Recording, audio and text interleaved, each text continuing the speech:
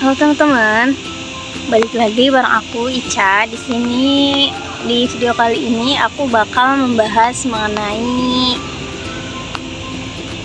mengenai ice breaking dan jenis-jenisnya. Nah, jadi apa sih yang dimaksud dengan ice breaking? Ice breaking ini adalah kegiatan yang dilakukan untuk memecahkan suasana. Nah, pasti teman-teman juga udah agak asing ya dengan ice breaking ini. Pasti teman-teman pernah mengikuti satu kegiatan yang dimana ketika kegiatan itu sudah berjalan dengan waktu yang lama, kemudian pasti teman-teman muncul rasa kantuk, bosan dan semacamnya. Nah, di situ biasanya bagian acara itu akan memberikan ice breaking. Nah, berupa tepuk-tepuk tangan kayak gitu ya, dan lain sebagainya. Nah, di sini saya juga akan menjelaskan macam-macam dari public speaking. Nah, jenis-jenis ice breaking ini ada 5 teman-teman. Yang pertama ada jenis yel-yel. Nah, yel-yel ini biasanya perpaduan antara nyanyian, gerak, dan anggota tubuh. Kemudian yang kedua ada namanya jenis tepuk tangan. Sesuai dengan namanya, jenis ice breaking ini menggunakan tepuk tangan.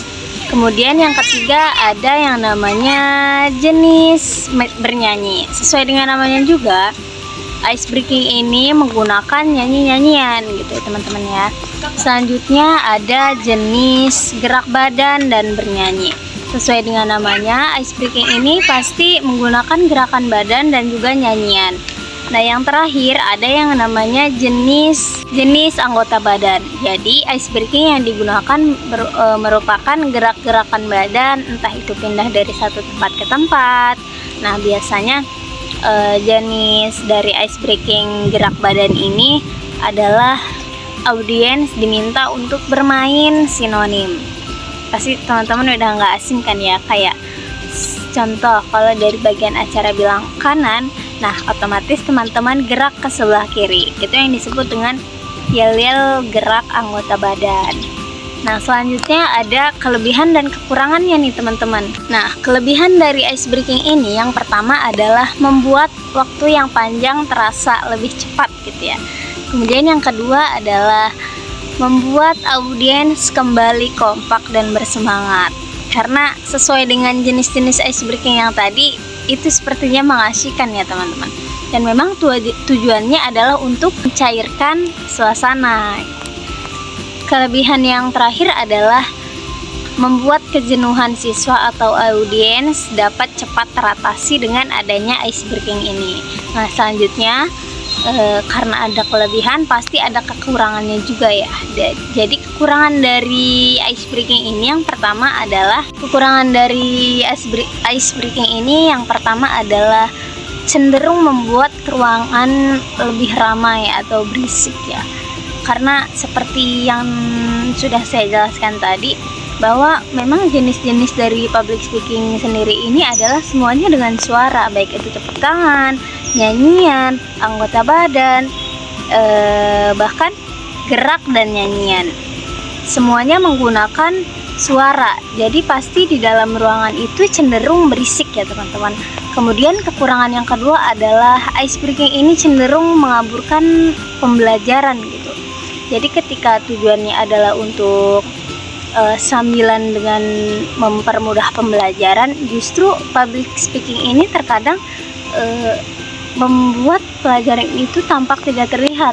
Yang terlihat hanyalah mereka lebih fokus ke senang-senang dan keramaian aja gitu. Kemudian kekurangan yang ketiga adalah ice breaking juga terkadang tidak adanya persiapan ya. Jadi ice breaking yang dadakan dapat menyebabkan audiens atau para siswa-siswi juga kebingungan. Yang awalnya tujuannya untuk merefresh kembali, untuk memecahkan suasana kembali, justru malah membuat audiens bingung. Nah, ice breaking juga punya prinsipnya teman-teman. Yang pertama, prinsip dari ice breaking ini adalah motivasi. Kemudian sinkron antara satu dengan yang lainnya, antara audiens satu dengan audiens yang lainnya.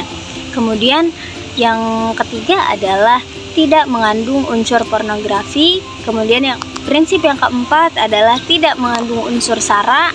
Selanjutnya tepat situasi dan juga efektif, teman-teman. Nah, oke, mungkin ini aja ya yang bisa aku jelasin mengenai ice breaking, macam-macam, kemudian manfaat, kelebihan dan kekurangannya.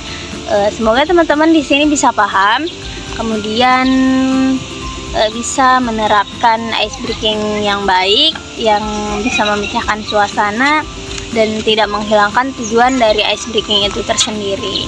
Baik, kalau ada pertanyaan boleh ditulis di kolom komentar ya teman-teman.